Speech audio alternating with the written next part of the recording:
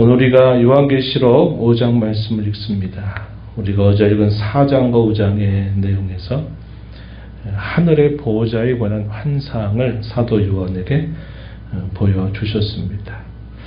앞서 읽었던 2장과 3장에서는 당시 소아시아에 존재하고 있었던 7 교회에 주시는 메시지, 지상교회에서 분투하고 전투하고 있는 여러 교회 상황들이 마치 자화상처럼 묘사가 되었다면, 이제 4장, 5장의 내용에서는 하늘의 보좌 혹은 천상의 교회의 광경을 사도 요한에게 보여주면서 승리 그리고 구원과 영광의 모습으로 기뻐하고 경배하는 그런 광경을 보게 됩니다. 그래서 지상에 존재하는 교회와 성도는 끊임없는 영적인 전투를 통해서 엎치락뒤치락하는 삶을 고군분투하고 살고 있지만, 그러나 이 땅의 모든 삶을 마치는 순간 성도들은 참 천상교회에 속한 자가 돼서 하나님이 주시는 그 영광과 승리의 기쁨을 맛보면서 하나님을 경배하고 있다는 사실을 보여주는 겁니다. 당시의 시대가 로마 제국의 박해 아래서 많은 믿는 신자들이 신앙 때문에 순교를 당하거나 많은 고난과 시련을 당하고 있었던 당시 성도가 교회들에게 큰 위로와 소망을 주는 그런 메시지를 전달해 주고 있다, 이렇게 하겠습니다.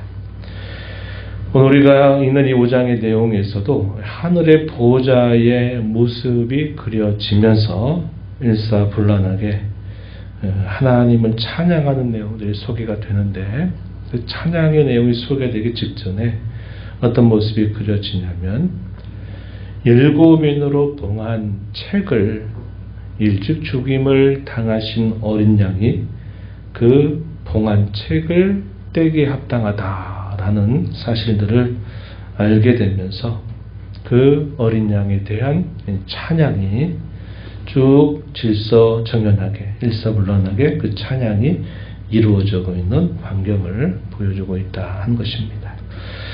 어제 읽은 4장의 내용에서 24장로들이 하나님의 보호자를 향해서 찬송을 했던 내용은 4장의 마지막 부분에 소개되죠. 4장 10절 11절 소개가 되는데, 이 4장의 이 찬송의 주제는 하나님께서 천지와 만물을 지으셨다. 그 천지와 만물을 지으신 하나님은 그의 분명한 뜻을 따라서 지으시고 그 모든 일들을 주재하신다 하는 그런 내용이 찬송의 주제였습니다. 5장에서 이제 일찍 죽임당한 어린 양이 그 7인으로 봉한 책을 여시게 될 때, 이 내생물 그리고 또 24장로들 또 심지어는 천사들 그리고 만물에 이르기까지 이 찬송하는 주제는 그분의 죽으심과 부활을 통해서 승리하셨다는 사실을 찬송의 주제로 소개합니다. 간단하게 말하면 구속이다 이 말이죠. 그래서 하나님을 찬양하고 경배하는 아주 굵직한 2개의 큰 주제가 있다면, 하나님이 모든 만물을 창조하시고 창조하신 만물을 운영하신다. 또 하나는 그분이 구속하셨다는 겁니다. 구속의 주님으로, 창조의 주님으로 이 찬송의 주제가 모아지고 있다는 사실이고, 우리가 얼마 전에 읽었던 시편의 모든 내용들을 우리가 다시 이렇게 생각해 보아도 이 시편의 주제도 크게 그 주제를 나누면 이 2가지의 주제를 노래하고 있다는 겁니다. 하나님이 모든 천지와 만물을 그의 지혜와 능력으로 창조하신 사실에 대한 찬송과 경배, 또 하나는 하나님께서 구원해 주셨다라고 하는 사실에 대한 이 찬송과 경배, 이것이 시편의 큰 2가지의 주제가 되고 있다 하는 사실이죠. 우리가 하나님 앞에 드리는 찬송의 이유는 창조와 구속으로 인하여 우리는 마땅히 하나님을 찬양하고 경배해야 된다는 사실을 우리는 배울 수 있는 것입니다.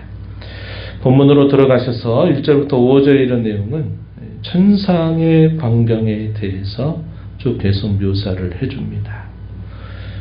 그 내용들이 소개가 되고 이 천상 가운데서 7인으로 봉한 책을 떼게 합당하신 분에 대한 소개는 5절부터 7절에 보면 유대 지파의 사자이면서 다윗의 뿌리, 곧 죽임당한 어린 양 예수 그리스도를 소개하는 내용들이 주어지고요. 그리고 8절부터 마지막 절 이런 내용에서는 그 어린 양을 향한 찬송이 내생물, 24장로들, 천천만만 천사들 그리고 모든 만물이 그 어린 양이 이루신 구속에 대하여 찬송하는 내용들이 소개가 되고 있습니다. 그 내용들 살펴보시죠. 5장 1절 말씀에 내가 보매 보좌에 앉으신 이의 오른손에 두루마리가 있으니 안팎으로 썩고 7인으로 봉하였더라. 보좌에 앉으시니 성부 하나님을 상징하죠. 보좌에 앉으시니 그의 오른손에 두루마리가 있는데 그 두루마리는 7개의 도장으로 찍혀 있어서 봉해져 있다. 이렇게 표시가 되고 있습니다. 이 봉해져 있는 이 책을 과연 누가 이 책을 떼게 합당하냐라는 물음이 던져집니다. 2절 말씀에 힘이 있는 천사가 큰 음성으로 외치는 말씀, 누가 그 두루마리를 펴며 그인을 떼게 합당하냐 이렇게 질문을 던졌습니다. 이 책의 내용은 하나님이 지으신 이 모든 세계의 미래 혹은 장래에 대한 하나님의 계획이 크게 두 가지로 나눠지죠. 하나는 구원하시는 일, 또 하나는 심판하시는 일로 크게 나눠볼 수 있습니다. 이 장래에 대한 하나님의 계획, 또 그 모든 일들에 대한 주재권을 누가 가지고 있는지를 상징해 주고 있는 책입니다. 7인으로 봉해졌다라는 말은 완벽하게 이것이 감추어져 있는 일이다 하는 사실을 보여주고 있습니다. 이런 물음에 대하여 답변해 주기를 5절 말씀에 가서 보면은 이렇게 말합니다. 5절에 장로 중에 한 사람이 내게 말하되 울지 말라. 유대 지파의 사자 다윗의 뿌리가 이겼으니 그 두루마리와 그 7인을 떼시리라. 이렇게 답변이 주어졌습니다. 그 인을 떼기에 합당한 이는 하늘에도 땅에도 그 어디에도 없고 오직 이 한 분만이 있는데 이분은 유대 지파의 사자이면서 다윗의 뿌리다. 이렇게 소개를 해줍니다. 이것은 우리로 하여금 구약 성경 예언을 떠올려주는 표현이죠. 창세기 49장 9절 10절 말씀에서 야곱이 유다 지파에 대해서 예언적으로 표현할 때 이렇게 표현했습니다. 유다는 사자 새끼로다. 유다는 수사자 같고 암사자 같으니 누가 그를 범할 수 있으랴. 야곱의 12지파 가운데 유다 지파에 속하여 이들에 대해서 예언할 때 이렇게 표현했고, 이에 대하여 히브리서 7장 14절의 내용에서는 이렇게 표현했습니다. 우리 주께서는 유다로부터 나신 것이 분명하도다. 예수님의 출생이 바로 이 유다 지파로부터 탄생하셨다라는 사실을 확증해 주고 있습니다. 그래서 구약에 예언된 바와 같이 실제로 그 예언에 따른 성취로서 메시아이신 예수님이 이 땅에 오셨다 하는 사실을 보여주고 있습니다. 사자라 표현한 건 뭘까요? 강력하고 이기고 하는 것을 표상해 주죠. 그리고 승리의 모습을 표현해 주고 있습니다.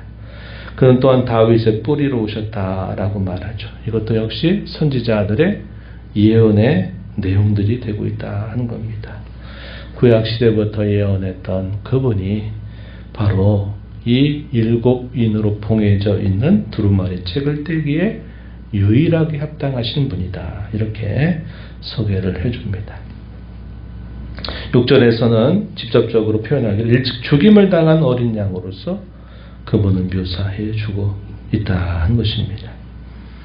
그분은 하늘의 보호자 가운데서 성부께서 앉아 계신 보호자, 그리고 네 생물, 동서남북 사방으로 둘러싸인 네 생물들, 그리고 24 장로들 사이에 서 계신 모습으로 묘사가 됩니다.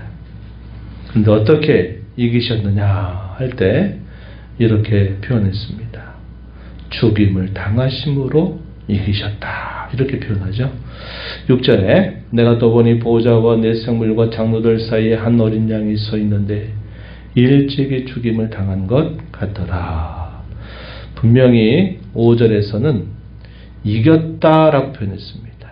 유다 지파의 사자 다윗의 뿌리가 이겼다 표현했는데 6절에서는 어떻게 해서 이겼느냐 했더니 일찍 죽임을 당한 것 같다 이렇게 말합니다. 죽음을 통해서 이기셨다. 이게 이제 세상의 논리와 역설적인 내용을 우리에게 전달해 주는 거죠. 예수님께서도 이 땅에 천국의 이치에 대해서 여러 차례 말씀하신 바가 있었습니다. 살고자 하는 자는 죽는다. 죽고자 하는 자가 산다. 우리 역사 속에서도 이순신 장군이 이런 말했다 그러죠. 근데 예수님께서 그런 말씀을 하셨습니다. 하나님 나라에서 큰 자는 섬기는 자, 그런 자가 큰 자다. 이렇게 말씀하시면서 세상과 다른 천국의 이치를 예수님이 여러 차례 말씀하신 바 있고, 예수님도 이 죽으심을 통해서 승리하셨다는 겁니다. 사망의 권세 아래 그분도 죽임을 당해서 모든 게 끝난 것처럼 보였지만 실상은 그 사망의 권세를 부셔버리고 그분은 다시 부활하시면서 이 사망 권세를 이기시는 그런 주님의 모습을 우리가 알게 됩니다. 성도의 삶도 마찬가지예요. 내가 살고자 하면 죽고 내가 죽고자 하면 사는 것이 성도의 진정한 삶의 모습이기도 하다는 것입니다. 바울 사도도 내가 날마다 나는 죽노라 이런 고백을 통해서 그리스도를 존귀하게 하는 모습을 나타냈고, 우리가 잘 아는 세례자 요한도 내가 쇠하여야 그분이 흥할 것이다. 그분은 흥하여야 하겠고 나는 쇠하여야 하리라. 이런 표현들을 통해서 이 땅에 사는 성도가 어떻게 살아야 되는지에 대한 이치를 보여주기도 했습니다. 그분은 7뿔과 7눈을 가지고 계신 분으로 묘사가 됩니다. 7뿔은 그리스도께서 이 죽음과 부활을 통해서 얻으신 완전 무결한 권세와 능력을 상징해 주는 것이고, 7눈은 하나님의 7령, 곧 성령 하나님, 온 세상에 보내심을 받은 성령 하나님을 상징한다. 이렇게 표현되어 있습니다. 이 보좌의 광경은 어제도 말씀을 드렸듯이 물리적인 실제를 표현하는 게 아니다. 제가 그런 말씀을 드렸어요.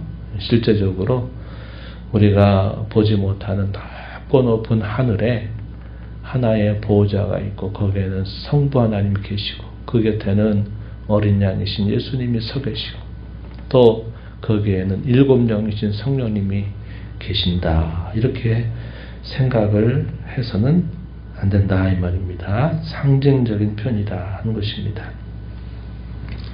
이것을 통해서 성부 하나님과 성자 하나님과 성령 하나님이 얼마나 긴밀하게 함께 모든 일들이 함께하고 계시는가 하는 사실들을 우리가 살펴볼 수 있게 됩니다. 그 어린 양께서 보호자로 나아가서 그 두루마리 책을 취하신 겁니다.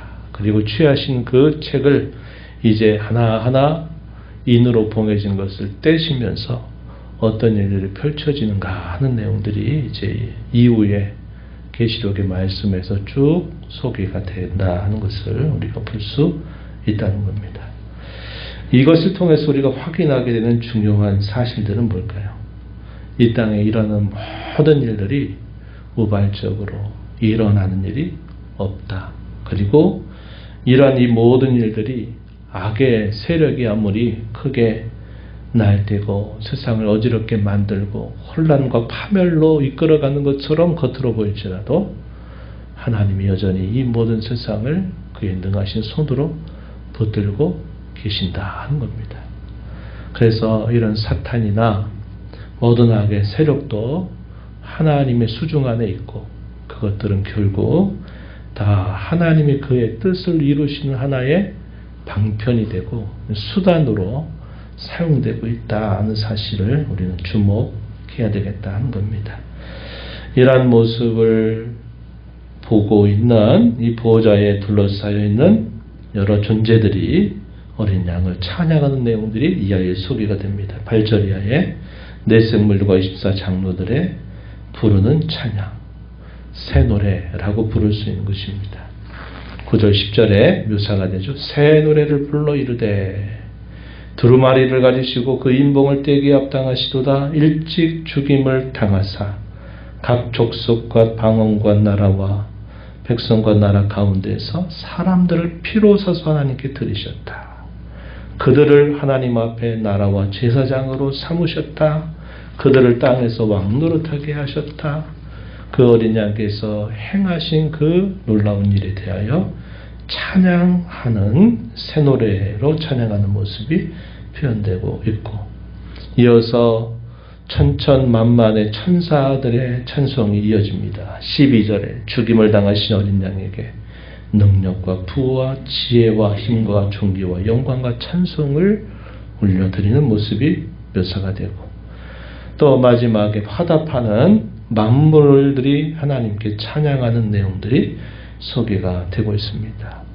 13절 내용에 이렇게 보호자에 앉으신 어린 양에게 찬송과 존귀와 영광과 권능을 세세토록 돌릴지어다. 모든 피조물이 함께 찬송으로 화답하는 그런 내용들이 소개가 되고 있습니다.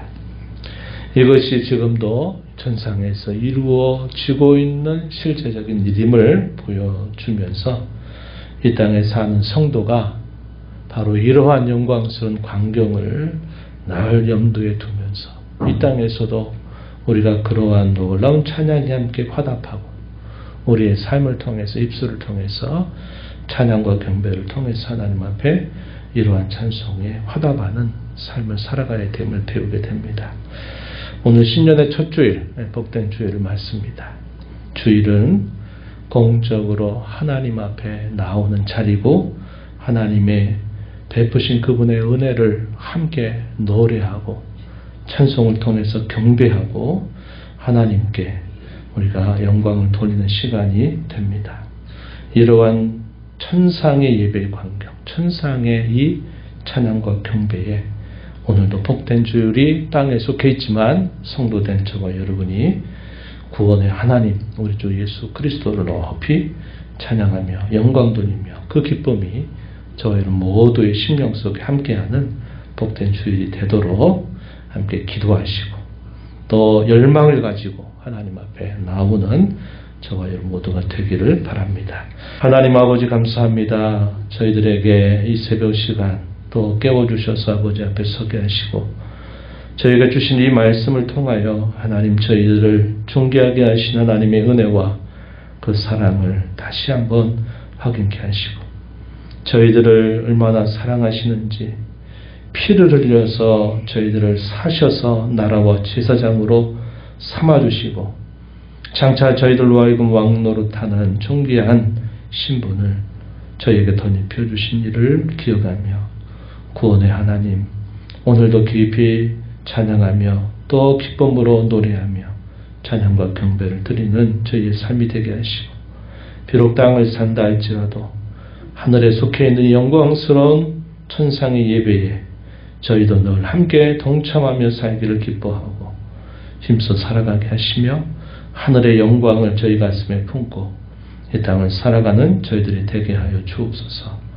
은혜의 보호자 앞에 나와서 아버지의 은혜를 구하는 모든 심령들의 간구를 기비를 주시고 응답해 주시기를 바라며 예수님 이름으로 기도하옵나이다. 아멘.